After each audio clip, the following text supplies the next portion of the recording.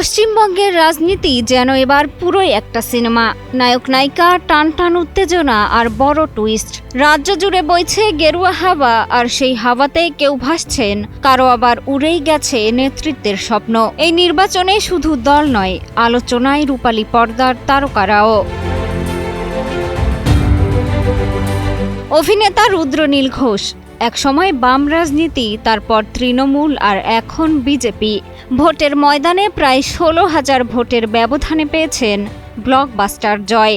এছাড়া হিরণ চ্যাটার্জি শ্যামপুরে জয়লাভ করেছেন প্রায় 22,000 ভোটে। তামিলনাড়ুতে এখন একমাত্র হিরো থালাপাতি বিজয়।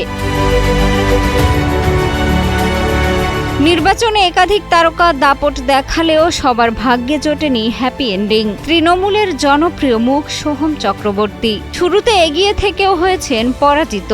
আরেকজন সায়ন্তিকা বন্দ্যোপাধ্যায়, যিনি উপনির্বাচনে জয়ের পর ছিলেন বেশ আত্মবিশ্বাসী, তবে মূল লড়াইয়ে খেলেন বড় ধাক্কা।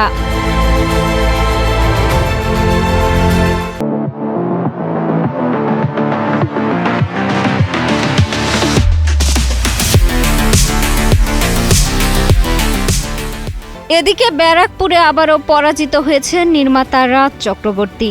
এ যেন পরপর দুই ছবির ফ্লপ। রাজনীতির ময়দানে এখনও হিট করতে পারেননি তিনি।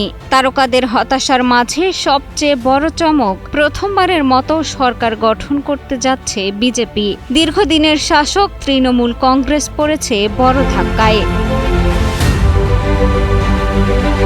রাজনীতির পালাবদল যেন একেবারেই ক্লাইম্যাক্স।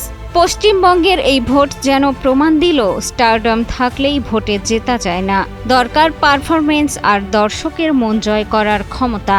কারণ রাজনীতি আর সিনেমা দুটোই চলে দর্শকের সাড়ায়। মিষ্টি খাতুন, কালের কণ্ঠ।